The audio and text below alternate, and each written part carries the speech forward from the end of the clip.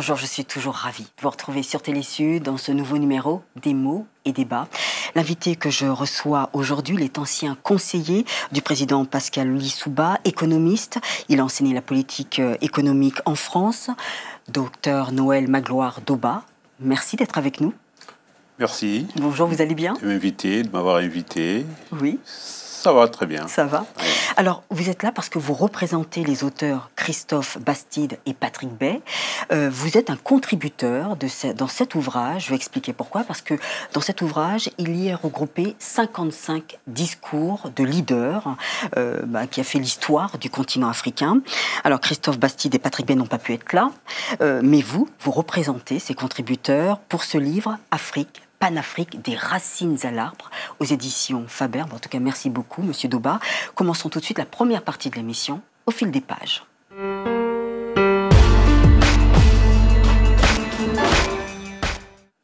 Noël Magloire Doba, sur le titre, il y est marqué Afrique au pluriel. Pour quelle raison ? Oui, c'est la pluralité à la fois des cultures, de l'histoire, mais aussi et surtout la pluralité dans le fait qu'il y a 54 États-nations, le phénomène d'État-nation, et donc le phénomène dont on connaît les origines en Occident, et avec la proclamation des indépendances, tous ces États sont membres de l'Union africaine aujourd'hui. Voilà le sens du pluriel, mais oui. Il y a la suite. Oui. Et c'est pour ça qu'on parle aussi de Panafrique. Oui, on parle de Panafrique parce que précisément l'objectif pour les auteurs, que je dois d'ailleurs remercier, les contributeurs au nom desquels je parle, qui sont au nombre de 127. Oui, 127, oui. Et les auteurs ou les directeurs du travail collectif, que sont Christophe Bastide et Patrick Bay, qu'il faut effectivement féliciter très sincèrement pour un travail aussi colossal, un ouvrage de 1040 pages. Mais pour l'ensemble de ces contributeurs et pour les directeurs du travail, l'idée c'est de promouvoir l'idée de concept de l'intégration africaine, et ce terme de Panafrique renvoie à cela, renvoie donc à l'intégration africaine, au panafricanisme. Mais qu'est-ce qui les a poussés justement, qui les a motivés à rassembler tous ces discours de leaders africains dans ce gros ouvrage? Pour quelle raison? La raison fondamentale est le besoin de transmettre des connaissances sur l'histoire du continent, et les deux directeurs de l'ouvrage et les contributeurs ne sont pas des historiens tous. Oui, certains sont des historiens, il y a des journalistes, on pourra en reparler, il y a des anciens ministres, il y a même des ministres actuels comme Nicolas Hulot, il y a des ambassadeurs, anciens ambassadeurs de France et des divers pays africains, d'anciens fonctionnaires internationaux.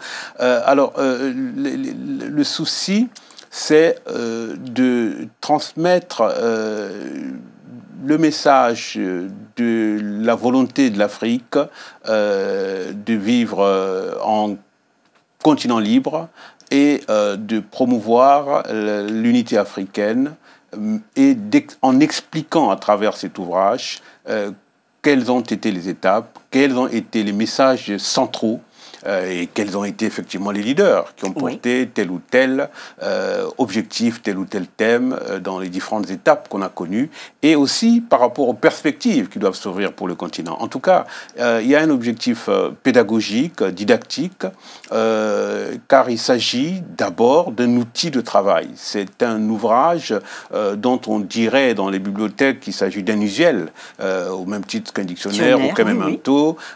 Il s'agit en effet d'un outil de travail pour les chercheurs, les étudiants, les journalistes, les hommes politiques, les communicants, bref, tous ceux qui ont intérêt à puiser quelques connaissances que ce soit pour avancer dans leur réflexion sur l'Afrique, peuvent trouver là des matériaux. Alors pour avancer justement sur cette réflexion de l'Afrique, on va commencer par un leader que tout le monde connaît, Patrice Lumumba. Là, à ce moment-là, il est Premier ministre de la République démocratique du Congo, la RDC, qui demande son indépendance à la Belgique, pays colonisateur. Et dans son discours, Patrice Lumumba rappelle ces différences de traitement entre noirs et blancs. Et d'ailleurs, il a fallu avoir un chaos diplomatique parce qu'il s'adresse aux Congolais, Congolaises et non à ce moment-là aux colons qui sont présents lors de ce discours. Oui, en effet. Et il ajoute même, quand il dit Congolaises, Congolais, il précise combattants de la liberté, combattants de l'indépendance. Autrement dit, effectivement, quelque part, on a parfois dit que son discours n'était pas attendu, que c'est le discours du président Kasavubu qui était attendu, oui. Mais Patrice Lumumba a pris sur lui, effectivement, de dire, en gros, le message du peuple. Mais lui, le leader, s'adressant au peuple, à la fois dans ce discours pour présenter un tableau de ce qu'a été la lutte pour la liberté, pour l'indépendance, en définissant d'abord ce qu'était justement le colonialisme, les sévices du colonialisme. C'est une forme d'apartheid incroyable qu'il y a eu, comme vous l'avez remarqué, comme on peut le lire. L'historien congolais de RDC, Elikian Bokolo, a diffusé très récemment une vidéo que l'on peut retrouver sur les réseaux sociaux et qui montre très clairement comment le roi Léopold II avait été finalement à la tête d'un régime criminel. Il y a eu des millions sanguinaires, des millions de morts en RDC. Le travail forcé, toute forme de primade. Alors, Lumumba évoque cela, mais avec une grandeur d'esprit qui le conduit non pas à s'appesantir sur cela, à le dire pour constater, pour dire qu'on doit avoir une conscience historique, mais dans son discours, il envisage surtout les perspectives, en essayant, par exemple, de montrer que la question du tribalisme ne doit pas nous diviser et qu'il faut construire une nation. Il essaie d'expliquer que même les Belges, c'est pas tous les Belges qu'il faut dénoncer, qu'il faut mettre à l'écart. Il faut qu'on continue une coopération internationale, et avec les Belges, et avec les États-Unis, avec tous les pays du monde. Il faut qu'on travaille avec les peuples africains. Voilà le sens de ce discours. Mais dans ce discours, il y a quelque chose de très fort sur quoi, évidemment, on pourrait s'appesantir infiniment. Il souligne que le Congo doit prouver que les Noirs, une fois libres, peuvent conduire leurs affaires, diriger un pays et montrer effectivement que ce pays, qu'est le Congo, pourrait être le centre du rayonnement de l'Afrique, bien sûr, et puis de tout le continent. Oui. Mais beaucoup de leaders, de dirigeants africains, à ce moment-là, qui luttent pour l'indépendance de leur pays. Par exemple, je parle de Kwame Nkrumah, le président ghanéen. Aussi, il avait cette perspective de libérer son peuple, de mener le Ghana comme un pays libre, économiquement libre et tout, dans les droits aussi. Mais il propose aussi donc une monnaie africaine commune, il la lutte contre le colonialisme, l'impérialisme. Mais c'est marrant parce que la plupart de ces dirigeants qui demandent ça, souvent après, ce sont des monstrueux dictateurs.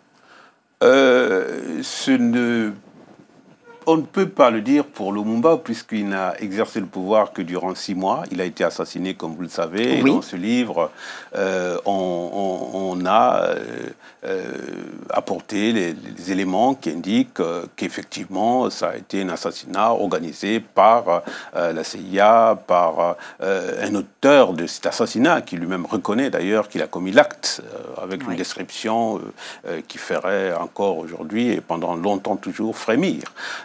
Donc Lumumba, non, on ne peut pas dire qu'il ait pu être un dictateur. Kwame Nkrumah dont vous parlez, il prononce son discours à l'occasion, un grand discours à l'occasion de la création de l'Organisation de l'Unité africaine.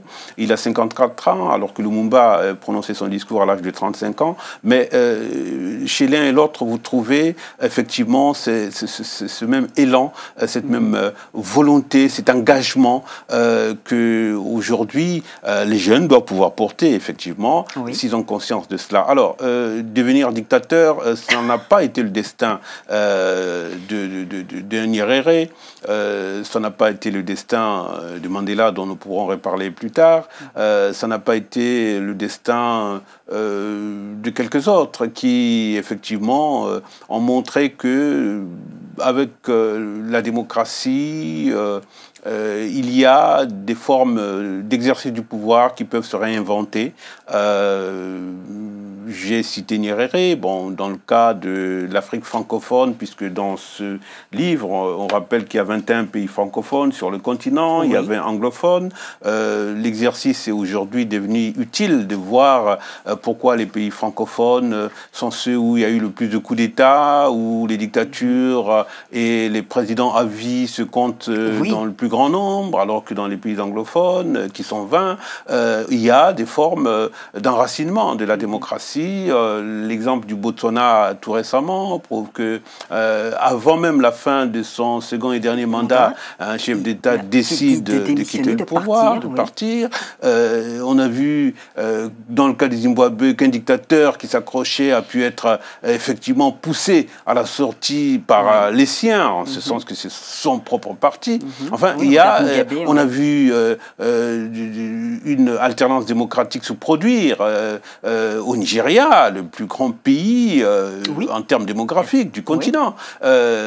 Et donc, autant de facteurs peuvent nous amener, effectivement, nous demander pourquoi c'est surtout dans les pays francophones qu'il y a ce type de système de président à vie. Et de pouvoir à vie. C'est une question. Vous êtes congolais et pourtant vous avez plutôt réagi sur le discours du président camerounais Paul Biya. Pour quelle raison? Pourquoi pas sur Denis Sassou Nguesso? Les amis Christophe et Patrick m'avaient soumis, disons, cet exercice, pour ainsi dire, qui m'a intéressé. Du reste, le Cameroun, c'est l'Afrique centrale, j'y ai été, j'ai beaucoup d'amis camerounais, et le Cameroun, c'est un condensé de l'histoire du continent, à la fois par ce que l'on sait et par ce que l'on ignore. Et on a souvent ignoré que c'est dans ce pays qu'il y a eu la première lutte de libération nationale dans le cadre d'une lutte armée. Immédiatement après le déclenchement de la guerre en Algérie, il y a eu effectivement la guerre qui a commencé au Cameroun avec l'Union des populations du Cameroun. C'est une lutte de libération nationale dont on reconnaît aujourd'hui la portée historique, y compris. Il y a un ouvrage très intéressant qui a été publié avec, d'ailleurs, la deuxième édition a connu une préface d'Achille Mbembe. L'ouvrage s'appelle Cameroun. Aux éditions La Découverte, c'est un ouvrage très important pour la mémoire, mais aussi pour dessiner les perspectives de ce pays. Alors, le Cameroun, c'est aussi un condensé de l'histoire de l'Afrique, du point de vue des possibilités des avancées de la démocratie et des blocages de la démocratie. Paul Biya est au pouvoir depuis plus de 30 ans. C'est un président à vie. Et là, on apprend qu'il veut encore. Qui vit plutôt à Genève, en Suisse, mais qui n'est pratiquement jamais au Cameroun. Bon, cet aspect, effectivement, il a un sens, mais enfin, je m'apaisanterai plutôt sur le fait que sa gouvernance n'a pas conduit le Cameroun à être, bon, on ne parlera pas de paradis, mais enfin, on aura du mal à comparer le Cameroun à des pays qui auraient connu une stabilité, parce que certains parlent de stabilité quand un chef d'État est là à vie. C'est une fausse idée d'ailleurs qu'il faut casser. Mais s'il a été là aussi longtemps, il n'a pas assuré le développement du Cameroun. Et d'ailleurs, je l'observe, je le note dans mon ouvrage, dans ma contribution. C'est en étudiant le Cameroun qu'un politologue nommé Bayard avait sorti la notion de politique du ventre. Autrement dit, l'étude de la gouvernance, et en gros de la mauvaise gouvernance en l'occurrence, a conduit à cette notion que les Camerounais ont permis à Bayard de sortir comme une sorte de concept, de notion scientifique, donc parler de la politique du ventre, c'est-à-dire du positionnement de certains acteurs sociaux devenant acteurs politiques, se mettant dans des situations de rente par rapport aux formes de ressources que l'État peut procurer à tel ou tel niveau du pouvoir d'État. Et en l'occurrence, généralement, évidemment, c'est en avançant vers les sommets du pouvoir d'État qu'on a le plus de possibilités d'accéder à cette rente et puis de se l'approprier dans la logique du patrimonialisme que les politologues connaissent et sur lesquels on travaille depuis les années 80. Bon, le travail académique est avancé, mais le problème, c'est quelles sont les pratiques aujourd'hui qui peuvent permettre de changer tout cela. Oui.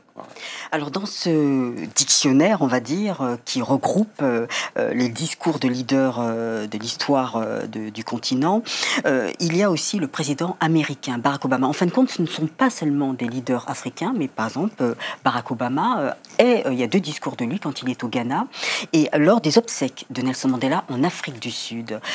Donc c'est vrai que là, on découvre une Afrique forte, une Afrique qui a des ambitions, une jeunesse qui a faim. Donc c'est totalement positif dans ce discours de Barack Obama. Oui, vous savez, le discours d'Obama au Ghana est resté une référence avec une formule que la jeunesse africaine, à juste titre, a retenue par cœur et dont elle a voulu faire une sorte d'arme pour le combat en vue de la démocratisation sur le continent. C'est la formule que l'on sait. Voilà, l'Afrique n'a pas besoin d'hommes forts, mais a besoin d'institutions fortes. Alors, ce discours prononcé devant le Parlement ghanéen était effectivement un message très très fort qui avait été très bien entendu. La suite, vous la connaissez. Le président Obama a organisé un sommet des chefs d'État africains à la Maison-Blanche. Oui. Et à cette occasion, le conflit est apparu. Il y avait les tenants du discours « Ouais, l'Afrique a besoin d'hommes forts ». C'était par exemple Blaise Compaoré, Denis Sassou Nguesso, M. Paul Kagame, et quelques autres comme le Burundais Nkurunziza. Par la suite, immédiatement, Paul Kagame, plutôt Compaoré, a voulu s'affirmer un homme fort, mais cette même année-là, en octobre, il est tombé. Le peuple l'a fait tomber. Bon, Sassou Nguesso a voulu continuer d'exister comme homme fort. Il a fait toutes les manipulations que l'on sait, changer de constitution, réprimer dans le sang les manifestants qui voulaient effectivement que le pays respecte la constitution que lui-même, M. Sassou Nguesso, s'était donnée en 2002. Ça n'a pas marché, mais enfin, la lutte du peuple continuera sans doute dans un pays comme celui-là. Dans le cas du Burundi, M. Nkurunziza l'a changé de constitution. Et le pays est toujours dans un conflit, à feu à sang. M. Kagame a trouvé la formule qui consistait à faire croire qu'il y a un plébiscite possible, qu'il a réalisé, bon, à sa manière. Mais est-ce que c'est ça, les systèmes africains de demain? Bon, c'est vrai qu'on peut être malheureux de voir que la République populaire de Chine vient de donner l'exemple du fait que on peut lever le verrou de la limitation du nombre de mandats, mais il s'agit maintenant pour les différents peuples de voir qu'est-ce que la démocratie peut vouloir dire, on ne dira pas que la démocratie n'est pas africaine historiquement, non. Il y a des traditions précoloniales de démocratie en Afrique. Les cités africaines, que l'on prenne le royaume du Congo par exemple, qui a été le plus étudié par les historiens occidentaux, africains et autres, le royaume du Congo a fonctionné depuis l'époque du contact avec l'Europe, avec le Portugal au XVe siècle. Mais le royaume du Congo a fonctionné avec une démocratie interne. Et une décision ne se prenait pas à pied levé par le souverain. Le roi était entouré d'un conseil qui décidait et le roi exécutait ce que le conseil avait décidé. Et ça, c'était largement précolonial, c'était même avant la traite négrière. Alors, donc, il y a une histoire, des valeurs et des principes politiques de la gestion de la cité. La gestion de la cité ou la gestion d'une société, même dans nos traditions les plus anciennes, le sens de la délibération pour prendre la décision et ensuite du contrôle des décisions prises à travers les actions. Il y a des principes démocratiques qui avaient toujours fonctionné et il faut combattre ceux qui, aujourd'hui, pensent que les régimes forts, les pouvoirs personnalisés, les présidents à vie, la monarchisation pourrait être un avenir pour l'Afrique. Il faut écarter cet avenir. Les jeunes, notamment, et l'ouvrage est là pour rappeler effectivement qu'il y a des repères qui permettent d'avancer dans ce sens-là. Alors, il y a d'autres discours, hein. Il n'y a pas que des discours masculins, puisque j'ai relevé des discours, par exemple, de la procureure de la CPI, Fatou Bensouda. Il y a aussi l'ex-présidente du Libéria, Ellen Johnson Sirleaf, qui parle des objectifs millénaires pour le développement, tandis que Fatou Bensouda, elle, c'est pour les fuites des capitaux de la Libye. Oui, la fuite des capitaux... c'est dommage que Bensouda n'en parle que pour la Libye. En effet, c'est un phénomène général. Et ce phénomène, il faudrait observer que la fuite illicite des capitaux a donné lieu à des travaux scientifiques. La Commission économique pour l'Afrique, qui est basée à Addis Abeba, ainsi qu'un consortium d'économistes africains, auquel j'avais appartenu d'ailleurs à l'époque, ont travaillé sur ces questions. En 2014, il y a eu un très bon rapport qui a été publié et discuté, et qui indique, d'abord de manière générale pour les pays en développement, la fuite des capitaux, souvent illicites, représente près de 20 fois de l'aide qui est apportée à ces pays, ce qu'on appelle l'aide internationale au sens du comité d'aide pour le développement de l'OCDE. Et dans la plupart des pays, cette fuite des capitaux représente également la valeur, le montant des capitaux évadés du pays peut représenter dans certains cas 2 fois plus de la dette extérieure du pays.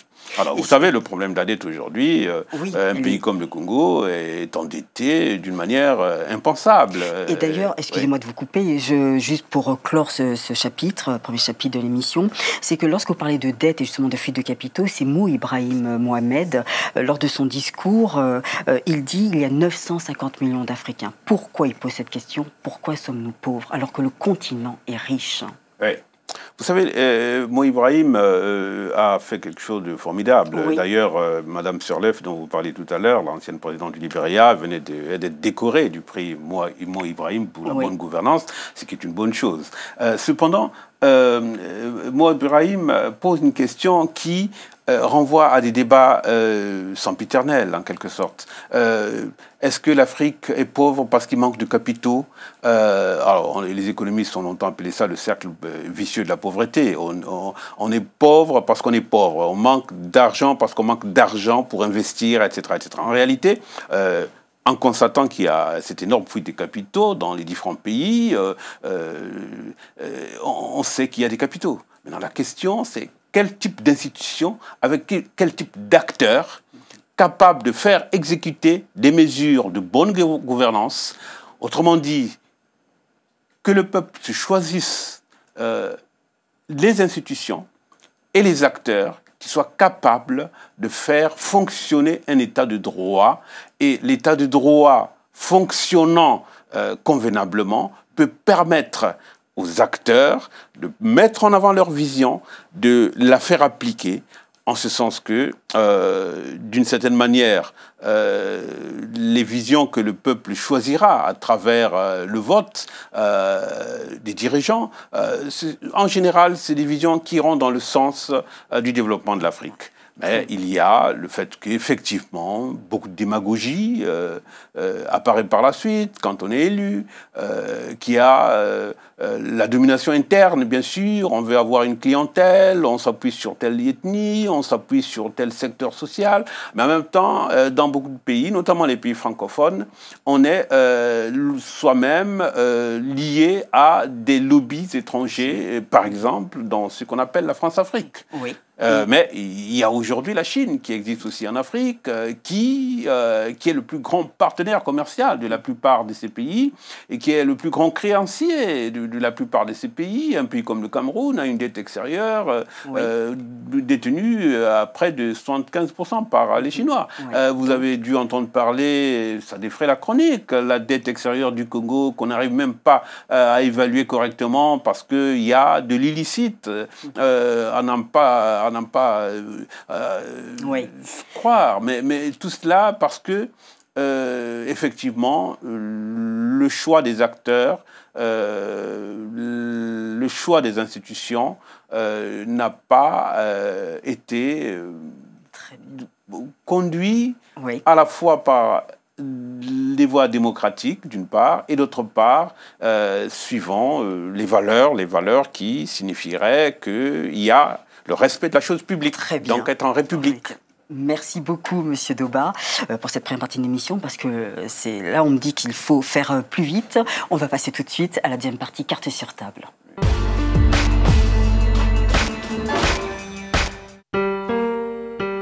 Pour carte sur table, j'ai expliqué au début de l'émission que vous étiez économiste, un ancien conseiller de Pascal Lissouba, que vous détenez aussi une chronique dans un magazine qui s'appelle Matalana, c'est la mondialisation et nous. Alors je voulais que vous parliez de vous, de ce que vous faites déjà comme en tant que chroniqueur, cette chronique mensuelle. Oui, cette chronique, c'est dans mon rôle d'économiste dans la cité, économiste citoyen pour intervenir. Je suis dans ma fonction, je suis économiste universitaire, donc je suis dans la recherche, je travaille sur les questions de politique économique stratégique. Au mois de mars dernier, nous avons été à un grand colloque à l'Université de Paris 1 et à l'Université du Havre sur la montée de l'Asie. Nous avons travaillé, j'ai travaillé spécialement sur la question de la route de la soie que les Chinois avancent comme projet et qui va avoir beaucoup d'importance. J'ai vu traiter de cette question sur laquelle je vais poursuivre un programme de recherche avec certains autres universitaires. Mais pour les citoyens, j'interviens effectivement dans le magazine Matalana tous les mois depuis 2007. Ça fait tout de même une décennie. Il va falloir bientôt publier ces chroniques-là. Et le thème, c'est la mondialisation et nous. Le nous est entre guillemets. Il peut s'agir de nous Africains, mais il peut aussi s'agir de nous Français, de telle catégorie, etc., etc. Parce qu'en effet, ayant commencé ce travail en 2007, vous comprenez que c'était juste un peu avant la crise de 2008, la crise financière. Alors, mondialisation, tout le monde a fini par se rendre compte qu'effectivement, il y a là un phénomène dans lequel et les citoyens, et les États, et les entreprises, tout le monde est embarqué dans la mondialisation, mais en même temps, certains ont pensé qu'il y a des mondialisations. Mais je crois que ce que j'observe ces dernières années, c'est qu'il y a plusieurs mondialisations. Je parle maintenant de la mondialisation et des mondialisations. Les mondialisations. Alors, en ce sens que, par exemple, la mondialisation que veut le président Trump, c'est une mondialisation où c'est America First, l'Amérique d'abord, et c'est elle qui doit dire ce qu'il faut faire, etc. etc. C'est pas pour le multilatéralisme, même si le président Macron hier a dit que les États-Unis et la France sont les garants du multilatéralisme. Là, je crois que c'est une erreur. Les États-Unis, au moins dans la pratique actuelle avec le président Trump, les États-Unis ne sont pas pour le multilatéralisme aujourd'hui. C'est l'unilatéralisme, et cela pose problème par rapport à une logique de mondialisation qui, même en étant une mondialisation néolibérale, comme elle a été promue depuis, bien sûr, Madame Thatcher et Reagan à l'époque, avec la révolution conservatrice des années 80, même si c'est cette mondialisation qui s'est développée avec le consensus de Washington, il y a que les peuples ont réagi, ont réinventé des formes de maîtrise de ce type de mondialisation libérale. Oui. Ouais. Très bien. Merci beaucoup, Monsieur Doba. Nous allons avancer. Là, c'est la dernière partie de l'émission. Le coup de cœur. Oui.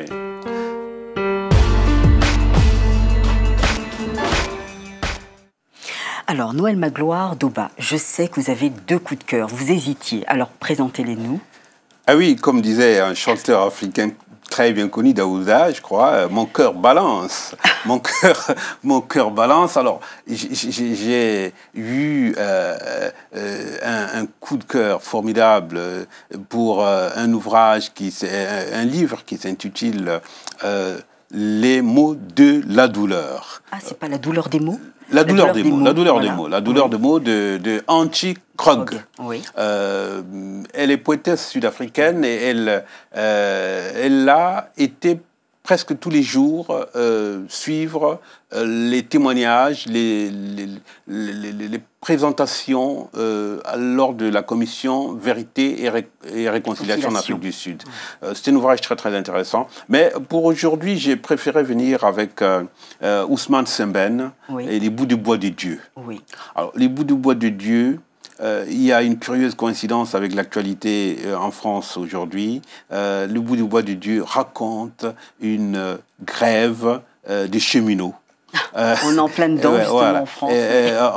En octobre 1947, cette grève est déclenchée par 20 000 cheminots du chemin de fer Dakar-Bamako.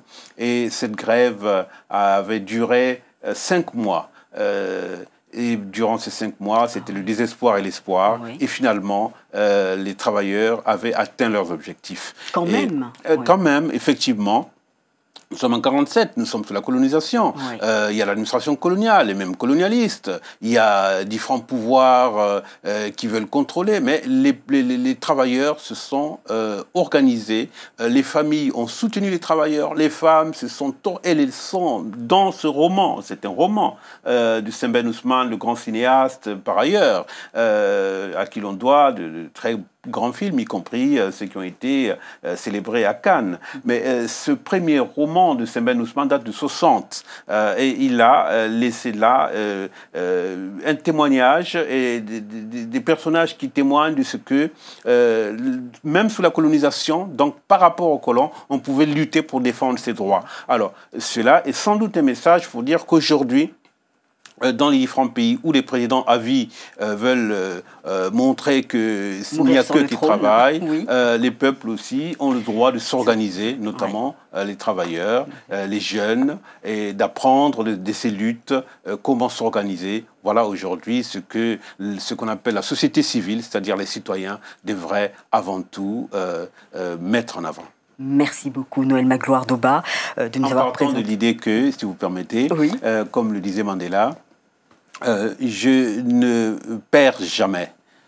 Soit je gagne, soit j'apprends. Merci sur ces belles paroles, Noël Magloire Doba, d'être venu nous voir, d'avoir présenté vos coups de cœur et puis surtout d'avoir représenté Christophe Bastide et Patrick Bey pour ce magnifique ouvrage Afrique, Panafrique, des racines à l'arbre. Voilà, et là c'est 55 discours marquants de l'histoire du continent avec 127, c'est ça, contributeurs qui vont donner leur opinion sur ces discours. C'est cela. Voilà, merci beaucoup. Et puis quant à vous, mes chers complices, retrouvons-nous la semaine prochaine avec un autre auteur bourré de talent. Merci de votre fidélité, au revoir et à bientôt.